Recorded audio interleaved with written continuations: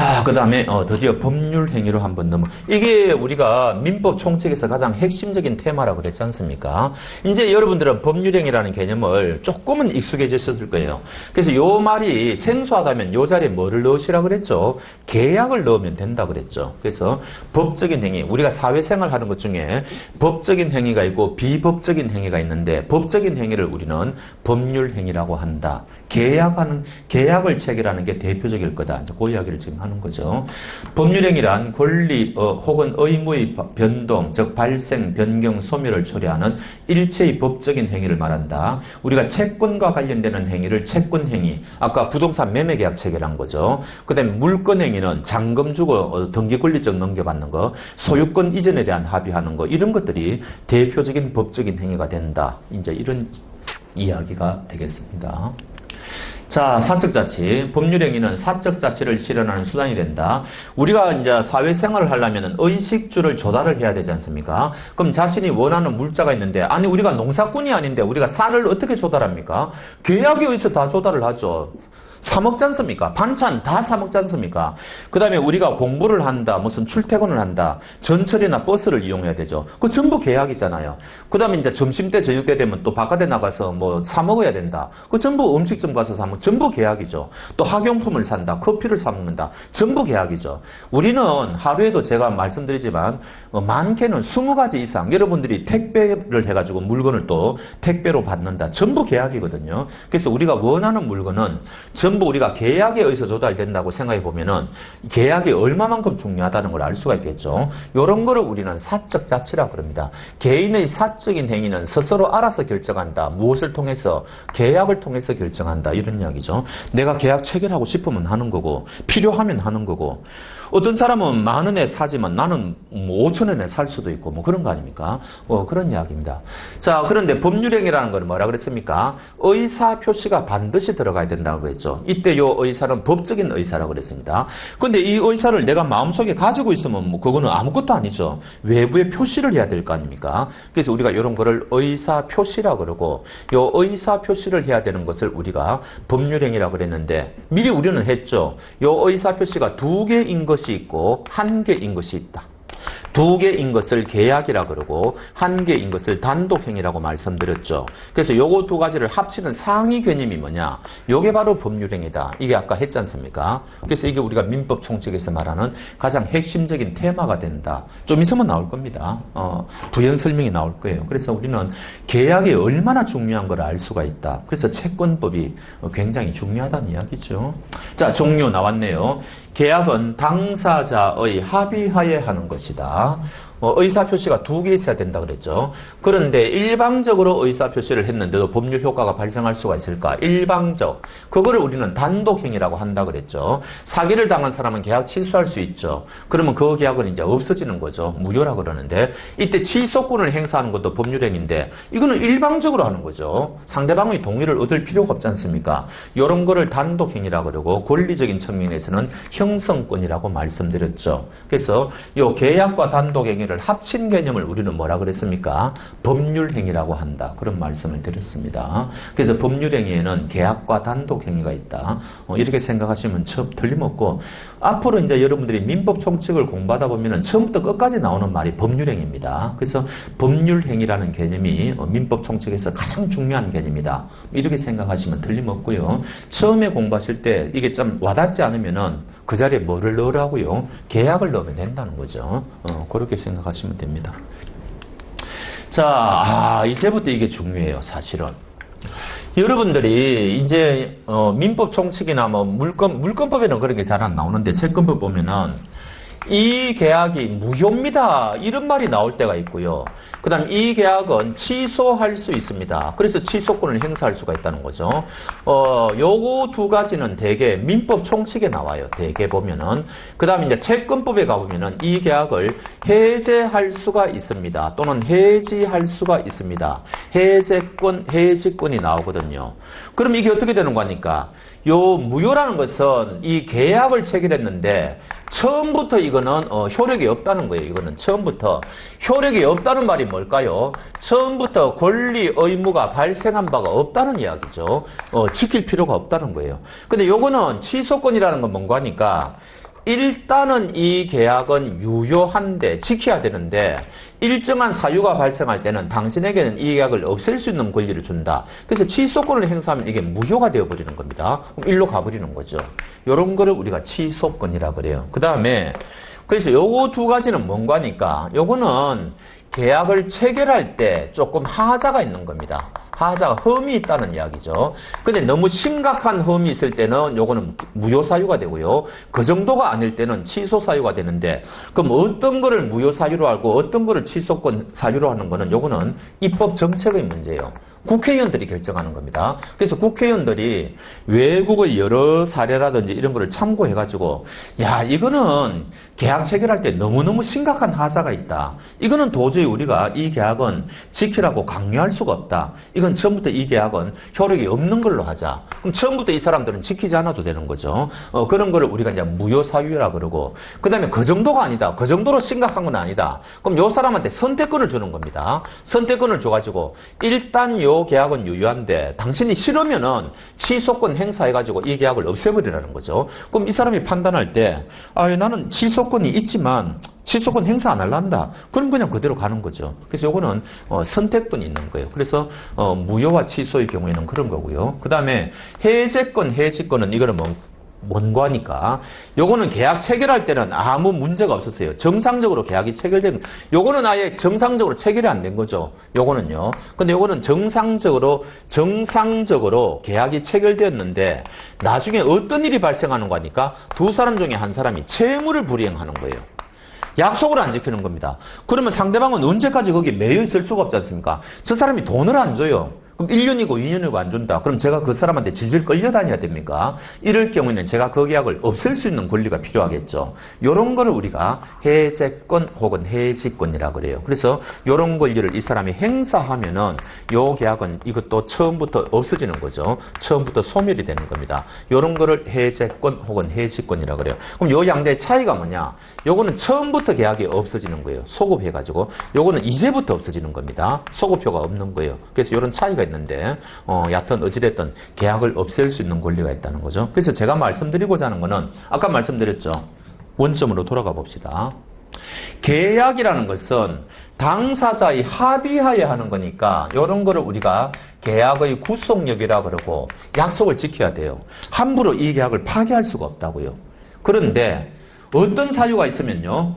요 칠판에 적혀있는 무효 사유가 있다든지 또는 이 사람이 취소권을 행사했다든지 상대방이 채무를 불이행해가지고 이 사람이 해제권이나 해제권을 행사를 해버리면은 이제 요럴 경우에는 이 사람은 계약을 지키지 않아도 되는 거죠. 이 계약이 없어졌으니까.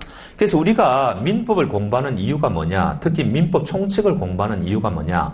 원래는 계약이라는 것은 반드시 지켜야 되는데 당사자 간에 약속을 한 거니까 지켜야 되는데 이 계약에 어떤 사유가 있을 때는 안 지켜도 되는 경우가 있는데 그게 뭐냐? 세 가지 중에 한 가지다. 무효 사유가 있든지 취소권이 행사되었든지 해제권이나 해지권이 행사되었든지 이럴 경우에는 이 계약은 없앨 수가 있다. 이제 그런 거죠. 그래서 시험에도 어떨 경우에 그러면 이게 무효 사유냐, 어떨 경우에 취소 사유냐, 뭐 이런 거 이제 우리가 외워야 되는데 간단해요. 요 2번의 경우에는 네 가지밖에 없습니다. 그러니까 우리가 이제 비교적 외우기가 쉽죠. 그래서 여러분들이 법을 공부하지 않은 분들은 착각하시는 게 현실에서 여러분들이 계약을 상대방하고 해놓고 번복하는 경우가 많거든요. 근데 왜 그러면 상대방이 그걸 문제 삼지 않느냐? 문제 삼아봐야 소송으로 갈 수도 없고 어떻게 할 수가 없지 않습니까? 그러니까 상대방이 그냥 봐주는 겁니다. 계약 체결하고 야 이거 없던 일로 하자. 사실은 법에 있는 사유가 있어야만 이 사람은 계약을 없앨 수가 있는 거예요. 근데 우리가 현실에서는 예사로 계약을 막 없애버립니다. 근데 그거는 법적으로 엄밀히 말하면 타당하지 않는 경우도 많다는 거죠. 계약은 정말 구속력이라고 그래가 지켜야 돼요. 약속은 반드시 지켜야 된다. 이게 로마법의 대전제거든요. 근데 이런 예외 사유가 있을 때만 계약은 안 지켜도 된다. 요거를 여러분들이 꼭 아셔야 되고 그다음 또 하나 여러분들한테 말씀드리고 싶은 거는 취소라는 말을 여러분들이 너무 남발을 해요. 현실에서. 뭐 여러분들이 뭐 하면은 제가 자주 들은 예가 중국집 사례인데, 자, 짜장면 시켰습니다. 그러면 여러분들은 중국집 사장하고 짜장면에 대해서 매매 계약이 체결된 거예요. 근데 갑자기 마음이 바뀌지 않습니까? 사장님, 짜장면 취소하고 짬뽕으로 바꿔주세요. 이렇게 이야기하지 않습니까? 그게 말이 되느냐? 원래 안 돼요. 왜? 취소 사유가 있어야만 취소할 수 있다니까요. 근데 현실에서는 그게 되지 않습니까? 그건 이제 합의 해제라는 건데, 그건 나중에 다음에 말씀드릴게요. 그래서 취소라는 말이 현실에서 너무 남발되고 있다. 근데 여러분들이 앞으로 민법을 공부하시면은 이제 취소라는 말은 함부로 쓰면 안 되는 말이다. 그렇게 생각하시면 틀림없습니다. 자, 한번 봅시다. 구체적으로 어떤 경우가 있느냐. 무효와 취소의 사유. 자, 이제 요거를 앞으로 여러분들이 민법 총칙에서 공부하는 주 테마가 되는데, 뭐, 당장은 잘 모르시더라도 감만 한번 잡아봅시다. 계약이라는 건 이런 거 아닙니까?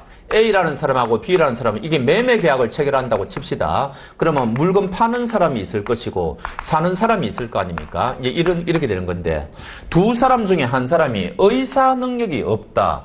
이 사람이 의사 무능력자라든지 이 사람이 의사 무능력은 우리가 첫 시간에 했죠. 두 사람 중에 한 의사 무능력이 뭐예요?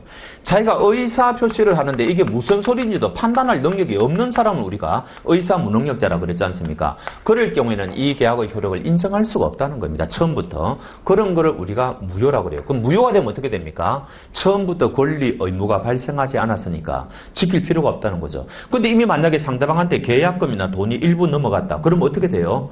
돌려받아야 되는 겁니다. 줄 필요가 없는 돈을 줬지 않습니까? 그거를 우리가 뭐라 그래요? 부당이득이라고 그러죠. 그래서 이때는 부당이득 돌려달라고 해야 된다 그러죠. 자, 행위 능력이 있어야 되는데 행위 능력이 만약에 결연료를 했다. 이게 바로 뭡니까? 미성년자라고 그랬죠. 미성년자는 아직 성년자가 되기 전까지는 혼자서 판단하는 능력이 부족하지 않습니까? 그러니까 미성년자는 부모의 도움을 받고서 거래해야 되는데 혼자 독단적으로 했다. 그럼 얘는 취소할 수 있다는 거죠. 취소를 하면은 이거는 이제 무효가 됩니다. 이제 요거 한번 예를 들어 볼까요? 자, A가 건물을 하나 팔았습니다. 매도했어요. 한 1월 1일 날 했는데 이거 한 5억 원에 매도했다고 칠까요? 매매 계약을 체결했습니다. 자, B라는 사람인데 얘는 17세 미성년자예요. 그러면 얘가 매수인인데 얘는 판단 능력이 부족하다 그랬죠. 미성년자는. 그러니까 우리가 행위가 제한된다 그랬잖아요. 이런 사람을 제한 능력자라고 그랬죠. 그럼 미성년자는 어떻게 해야 되는 거니까 부모가 다 생존하고 있다면 부모 동의를 받아서 해야 됩니다. 근데 이 사람이 부모가 다 생존했는데 부모 동의를 받지 않고 얘가 계약을 체결했다는 거죠. 그럼 얘한테는 무슨 권리가 생기느냐? 취소권이 발생을 해요. 희한하죠. 법에서 이렇게 하라 했는데 법을 위반했지 않습니까? 그래도 얘를 도와줘요. 취소권 발생합니다. 부모도 취소할 수가 있어요. 자, 그런데 나중에 이게 5억 원에 이 사람이 매수를 했는데 이 부동산이 폭등을 해가 현재 10억입니다. 그럼 얘는 취소권 행사할까요? 안 할까요? 안 하겠죠. 내버려 둘 거 아닙니까? 자기가 유리하니까. 오히려 잘 된 겁니다.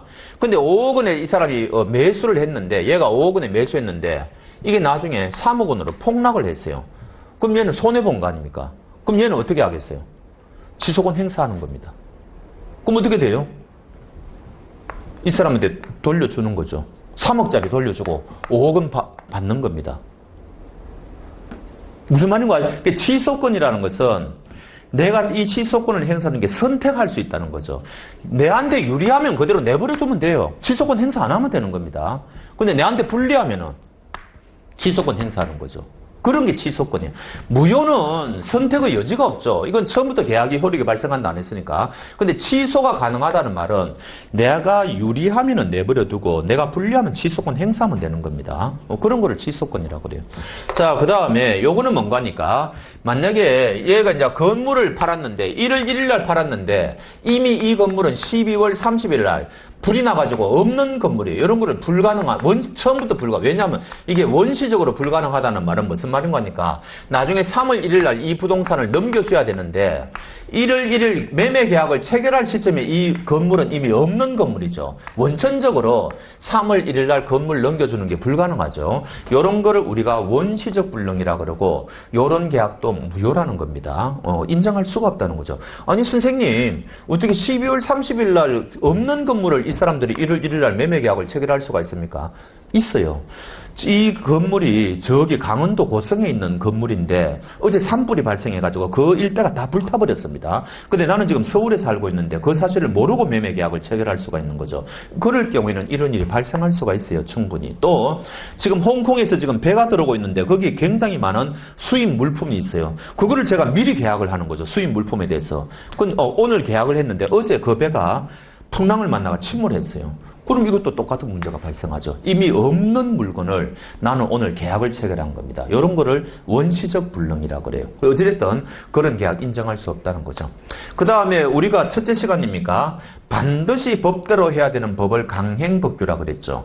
그거를 이 사람들이 위반해가지고 계약 체결했습니다. 그거 도저히 인정할 수 없다는 거죠. 또 사회적 타당성 이게 뭐예요? 반사회 질서죠. 아까 제가 뭐 그런 거 있지 않습니까? 형사사건에 대해서 성공보수 약정. 그거 우리 103조에 의하면 무효라고 그랬죠. 이럴 경우에는 무효다. 뭐 이런 거. 요거는 아직 여러분들이 아직 잘 모릅니다. 비진의 표시. 차고는 여러분들이 아실 건데 아직 이런 말은 이게 무슨 말인지 모르죠. 어찌됐든 요거는 일정한 경우 이제 무효가 되고 요거는 이제 취소 사유가 되고 막 그렇거든요. 그렇고 그다음에 아까 예를 든 거 사기당했다. 강박은 뭔고 하니까 강한 협박을 받고서 거래했다는 건데 역시 취소 사유. 그러니까 여기 보면은 막 섞여 있죠. 요거는 무효 사유, 요거는 무효 사유, 요거는 무효 사유, 요거는 무효 사유. 그다음에 요거는 무효 사유, 요거는 무효 사유. 뭐 이렇게 돼 있고요. 그다음에 요거는 취소 사유.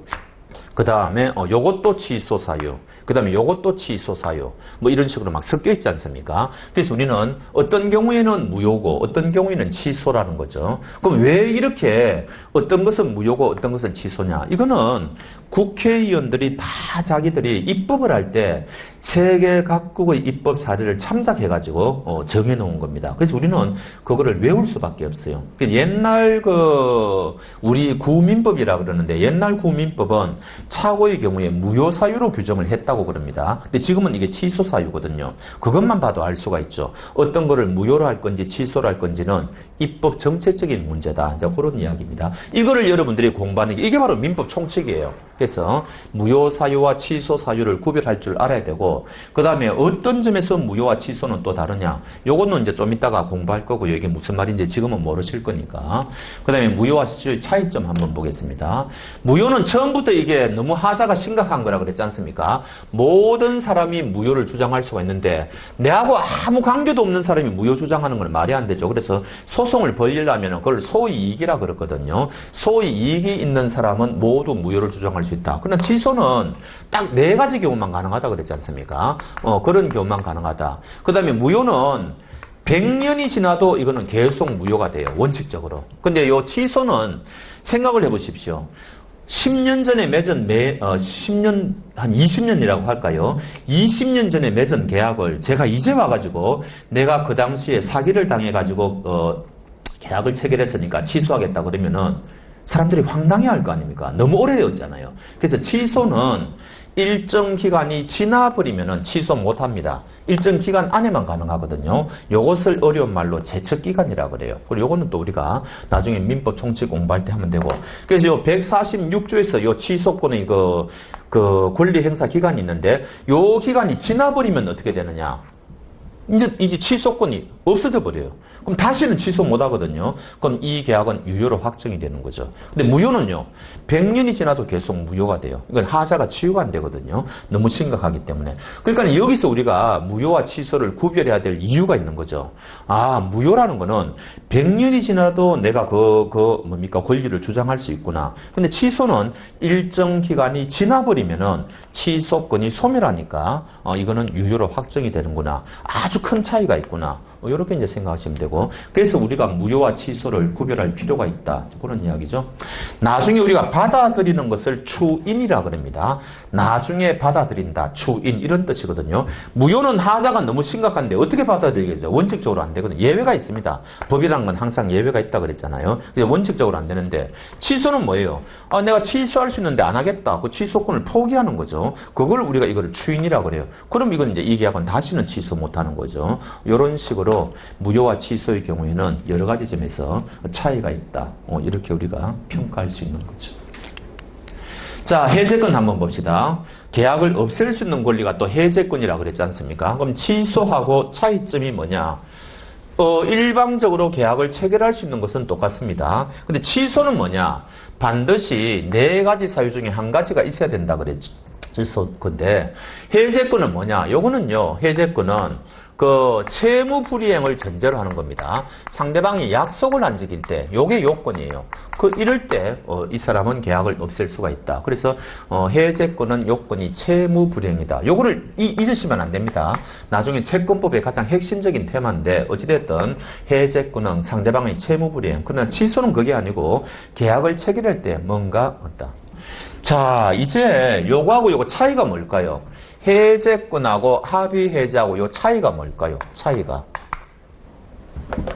요거는 상대방이 채무 불이행이 있을 때 요거는요, 일방적으로 없애는 겁니다. 야, 계약 없던 일로 하자 그러는 거죠. 요거는요, 합의하에 계약을 없애는 거니까 요거는 새로운 계약이라는 거죠. 계약이에요, 계약. 그래서 상방이 합의하여 기존 계약을, 이것도 계약의 일종이라는 거죠. 계약의 일종이다. 그래서 합의 해제라는 것은 상방이 계약을 없애버리면 된다. 그러므로 합의 해제도 계약. 그러면 아까 제가 예를 들은 거, 중국집에 가가지고 제가 짜장면을 시켰는데 나중에 짬뽕으로 바꾸고 싶지 않습니까? 그러면 중국집 사장한테 사장님 짜장면 안 하고 짬뽕으로 하겠습니다 할 때 짜장면 계약이 없어지는 것은 법적 근거가 뭐예요? 이거예요, 이거예요. 합의하에 짜장면 매매 계약을 없애버린 겁니다. 일방적으로 없앨 수가 없죠. 아니, 중국집 사장한테, 사장님, 제가 조금 전에 짜장면 그거 했는데, 저 짬뽕으로 하려고 그러는데, 중국집 사장이 안 돼, 그러면 어떡할 겁니까? 안 되는 거죠. 근데 만약에 중국집 사장이 받아들이면은, 합의하에 그거는 짜장면에 대한 매매 계약은 해제가 되는 겁니다. 합의 해제가 되는 거예요. 그래서 우리가 현실에서 합의 해제가 굉장히 많아요. 근데 여러분들은 뭐라 그러죠? 사장님, 짜장면 취소하고요. 이 말 하잖아요. 취소라는 말 쓰면 돼요, 안 돼요? 아니라는 겁니다. 그거는 합의하에 해제를 하는 거예요. 그러니까 우리가 현실에서는 취소라는 말을 굉장히 남발하고 있다. 그런 말씀을 드립니다. 해지는 뭐예요? 아까 요 중단의 차이가 뭐예요? 해제라는 것은 계약이 처음부터 없어지는 거죠. 근데 요거는 해지는 그날부터 없어지는 겁니다. 왜 이럴 필요가 있을까? 임대차 같은 계속적 계약 때문에 그렇습니다. 아니, 생각을 해보십시오.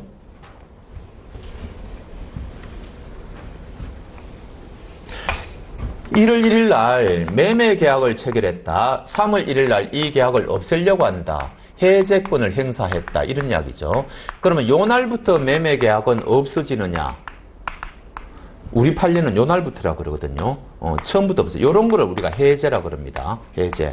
근데 이게 만약에 매매 계약이 아니고 임대차 계약이라고 생각해 보세요. 그럼 매매하고 임대차의 차이가 뭐예요? 요런 걸 우리가 일시적 계약이라 그래요.